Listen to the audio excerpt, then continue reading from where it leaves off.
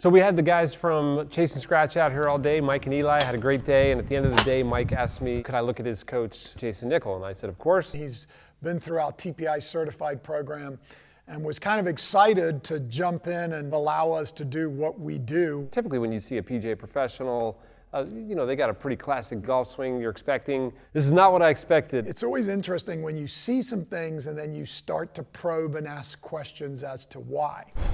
You took what? I took an AK-47 round in Afghanistan. So bullet came in, blew my femur out, saved my life. But Jayson had an incredible backstory that just blew me away. I had no femur for about 3 years, where I just had rod and pins in there. So when it broke, everything went up into my hip. Yeah. I have a little bit of nerve damage in my glute because of that as well. That's kind of one of those areas where everybody's like, okay, but Greg can't help himself. I wanted more. I want to hear more information. How did the bullet wound happen? We were flank security for a company, and we got surrounded by about 40 guys. It was just super hairy and Like they were shooting from all directions? Yeah, they'd almost horseshoed us. Greg being the physician background and wanting to help everybody, he needs to know everything. It just amazes me on what these guys go through and how they're able to overcome some of these obstacles. I was jumping over like the small little wall to get over like a better wall, and as I drove over that wall, I got hit. And so I was like super discombobulated. Obviously something hurt. And so I went to kneel, and so I was like, oh, my leg's blown off. So you didn't even know, you couldn't even feel pain or anything? Yeah, it was just folded right underneath me. So I crawl over there, and they pull me into the foxhole, and as they pull me in, I like turn over, so then my leg kicks up, and because it's broken though, it like came up and was like up here, and I was holding on to it. And the two of them are just like white faced, and then we did like, you know, first aid on it basically, and then the helicopter came in and... Man, that's crazy. Okay. All right, well, let's talk about your golf swing. He did not disappoint. What a story. I'm really excited now to see how he's built his golf swing. How can we help? How can we make you better? What's wrong? The shot that absolutely drives me crazy is a toe down, raise my handle up. Yeah, toe down. Like I would snap a club if I, you know, wasn't more reserved, I guess. A lot of times when someone like Jayson, who's become a professional golfer, he's a teaching professional, but he's a good golfer. I'm gonna learn a lot on what he did to overcome this right leg problem that maybe we could use with future golfers that come out to TPI. Double plate ready. How many years were you doing crazy shit? Well, I did 8 years of intensive training, and then I got shot, and then it was 2.5 years learning how to walk again. Golf was the only thing I could do. Oh, so you weren't a golf pro before and then went into the service. You actually became a golf pro after? After, yeah. Wow, look at you. That's awesome. One more. All right, let me take a look. He was early extending and had quite a bit of steepness to the shaft. And anytime the shaft is steep and you early extend, it's going to get steeper. So a lot of those people will stop rotating, will stand up to deliver the club to the ball, and that can create what we call a toe deep divot or the handle raising. You actually do a really good job based on what you've had. What are you trying to work on? To try and shallow it? Yeah, so I used to be even more cross line at the top. We had some leg issues down below that stopped us from rotate properly. To get the club up, I might tilt to get my arms up. And when I tilt, that's going to get the club up and across the line. I try not to be overly looks focused, but I get really bad trolls that are like, you teach with that swing? And I'm like, well, I mean, I can play to a +2, and if I can do it with my swing around my limitations, I could probably help. Anytime you have somebody who has a major trauma, you know that they can't swing like the normal swing. They have to kind of teach around these problems. Obviously, your right leg's going to be the harder one. Strength-wise, in your mind, what's the % difference? But the second I want to go lateral into it, and especially if I load how you're like supposed to, the second I actually get to about here, and you'll see this is what happens. Yeah. When he loads his right leg in his golf swing, he gets this perturbation, which is basically a vibration. It's like a muscle twitching in the right leg. And I flare my foot a little bit, and that would help, but I can only work so long, and so I've been trying to strengthen and stabilize like my glute to be able to load a little bit better into it. When you do like a single leg stance, does it do that too? I can do it, but I shift, and I can like. So it's only when you create that tension in that hip you feel that nerve. He obviously had damage to his right leg, so it's next to impossible that he didn't damage some of those peripheral nerves in his leg. One of the symptoms of peripheral nerve damage is twitching, and it starts to vibrate and twitch, and it's almost like he doesn't have control of it. That's going to be a struggle in the golf swing. So what Jayson's done, he's become Superman on his lead side. 194 vertical. No, I know. The left leg's awesome. That's what I'm saying. Why wouldn't we just move the right one out of the way and not worry about it, and then use the left one?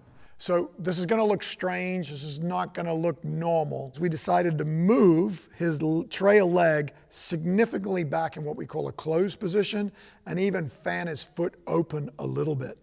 This would allow him to turn better. If you're moving this way and the shaft's getting steep, you got to get the club shallow so that it can deliver properly. Don't be afraid to drop the right foot back and get closed.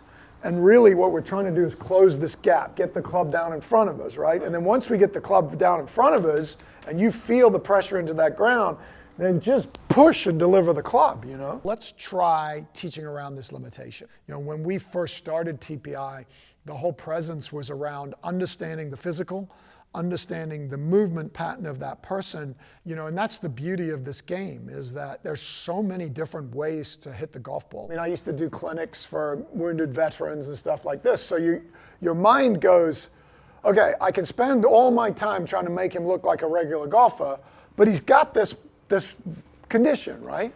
So how can I best give him the ability to, you know, strike the golf ball and enjoy the game? The interesting thing is a lot of times golfers won't do this. They'll make the excuse that, well, I can't do this because no one else does this and my buddies will make fun of me. Don't worry what it looks like. Just worry about what the ball does. And if the ball makes a significant change and you can now control it, who cares what your swing looks like? Do you feel a strength difference? Yeah, it's strength too. Okay, so it's not just the perturbation, there is a definite weakness. Yeah. Is your right leg smaller than your left leg? Yeah, I have like a chunk of meat missing in here. And you have right wrist issues, right? Yeah, I don't hinge it really well, Yeah. and then I cast it a hair from the top. Yeah, I see that. Some players, if their body's out of position, then usually what will happen is they can't hold that lag, because the only way they're going to catch everything up is to release it so they can catch the club head up to the body. What Dave wants is shallow. He wants you shallower in transition. And to do that is we got to get the lower body going. What usually makes the lower body go is your right leg. Right. Your right leg is going, hey, I'm doing what I can. So it's worth trying. You say, I don't like it when my club gets up and across the line, but you have no space. So you have actually better width. I mean, you have great width and great thoracic turn. So the plan, I think, is becoming clear here is we're going to try and close his stance, which kind of helps him avoid having to load that damaged leg as much as possible, and allows him to shallow the club earlier. Remember, he's getting a little steep, so this will allow him to come from more on the inside. And what that'll do is that'll kind of get the ground reaction forces starting earlier. So I'm just going, well, if I dropped you back and got you this way and said go, would that shallow you out a bit, get you more round?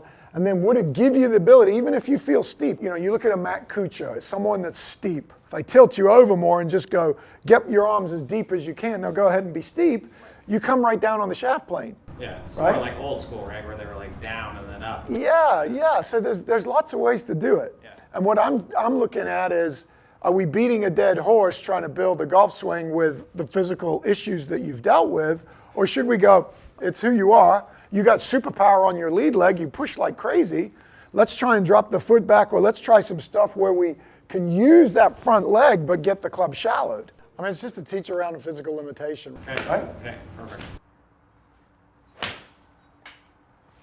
I like that, dude. That's way earlier. It definitely gets the arms more around. I mean, it actually goes under the plane there. That's getting the ground reaction forces way earlier. Not a little earlier, way earlier, that's a great thing. We need time for those forces from the ground to get to the club. If you don't start early enough, you're not going to be able to use them, so you just become an upper body striker. By getting those ground reaction forces earlier, we'll be able to get more contribution from his lower body and take some of the stress off the upper body. Do you feel like your right leg straightens in your backswing?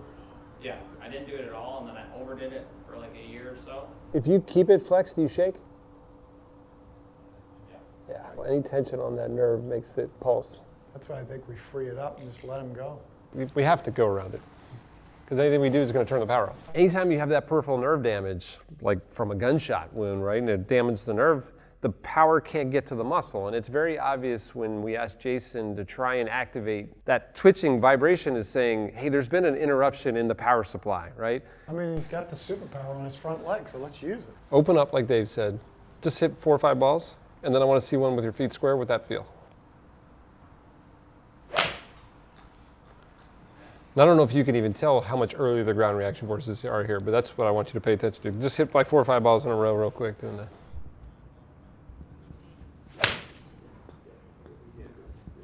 Just with that foot drop back on this one, just narrow yourself a little bit. So you're using a normal stance and then dropping the foot back. I want you to actually narrow a bit so that we're a little bit more using that front leg to push. That was actually better. It's really important. You can't mimic something if you can't feel the difference. Do you feel the difference doing this? Yeah. Okay, what do you feel? I feel like I'm on my lead foot a ton earlier. Cool, that's what I want you to feel. Okay, keep going, do it one more time. Okay, so now you got that feel? Yeah. Let's go back to your normal swing and see if you can replicate that feel. Double plate ready. Let me take a look. You feel like you did it? 25%. Okay, hey, well, I'll take 25% if it was. Look at this thing. See where the shaft comes over the right shoulder? See the shaft's on the right shoulder, and then it gets to maybe right above the right forearm? Yeah. Now this is after the drill, over here. Here's the drill. You can No, see it's- it dropping on top That's of under the right forearm. Yeah. That's not doing the drill. That's you coming trying back to square after the drill. The drill is way underneath it. Right. It was almost 2 underneath it, but that's a good thing for a drill, right? Right away, we noticed the plane of the club was better. Now in transition, because we had narrowed the stance, it actually gets him into his lead leg a little bit quicker and gets that club back in front of him. Not only was he shallower coming back, but he was shallower coming down. And as a result, he could release that club later and actually give himself a little bit more compression. So for him, he didn't feel any pain in the trail leg. He didn't feel that shaking when he tried to load it. And as a result, I think he immediately felt a different strike. And that's really all we can ask, right? Everybody thinks we're in this box. Yeah. And I'm like, well, who cares? If I orientate this, as long as I don't shut my shoulders and my hips, there's no reason I can't be like this, because it frees me up. It gives me more space, Your drill is close, big time close. That looks great. Then you need to figure out what's my normal swing now. Is it halfway between there, or is it back square over here? Like, play with that. And who knows? I mean, maybe it's over here. You have to figure that out. That definitely gets you left early, quick, right? So like normally we have to try and drive off the right leg. Dave's right. Like I look at that and I'm like, if you get the shaft over the right forearm, move on. Yeah. We're good. Awesome. Thanks, guys. Appreciate it. That pretty easy? Yeah. With your business, don't be afraid to tell your story, right? Because stories are very powerful. And especially because there's a lot of people that have physical issues that can't. You're teaching around limitation. Hey, I happen to have this happen to me, and this is the way I hit it. And there are a lot of people that are watching you online that need someone like that because they keep seeing these perfect swings. Right. And we all know they can't do that. Show them something they can do, and they're going to enjoy it, and they're going to enjoy the game, right? Build your own swing, right? Let's figure out where our superpowers are. Figure out how to use our superpowers. Jason's example was his left leg, right? So, hey, if the right leg doesn't work, let's build a swing around your left leg. It can be done. It doesn't matter the limitation you have. We can build a swing. We just need to know what you can and can't do. And that's why it's so important to get physically assessed. That to me is so valuable. It's the only way I teach today. I have to have that because that gives me the roadmap to success. You have two options when you do a physical assessment. You either figure out what you can and can't do and then coach around the things you can't do, or it gives you a roadmap of what to go do in the gym to try and improve those things. Because if you're going down this path of trying to look like somebody else and you physically can't do that, you're going to beat your head against the wall. There's nothing more frustrating than trying to do something you can't physically do. This is the great thing about coaches like Jayson is he's been through this experience where he had to build a swing unique for himself. Just think about it, he's going to be such a better coach because he understands what it takes. His understanding of your limitations and what you might deal with, to me, that's like the best of both worlds. Everybody's different. Everybody has different traumas. Everybody has different limitations. Each person that walks in is an adventure, and it's an exciting adventure to try and figure out what's the best way for them to swing. So if you guys like content like this and you want to see more, please hit the subscribe and like button below.